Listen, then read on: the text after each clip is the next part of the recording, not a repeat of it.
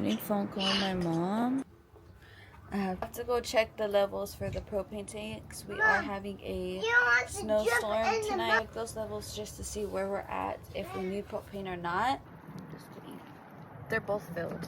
We ran into our first problem, so now we gotta fix it. I don't know if you guys can tell, but it is soaking wet.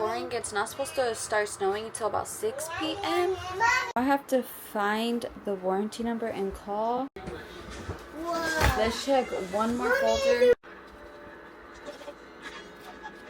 This corner, it was leaking water. My husband put silicone inside and on the outside, so it shouldn't leak anymore.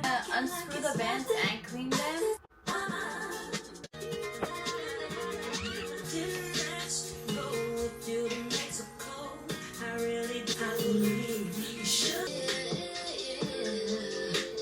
This is how the vent looks now.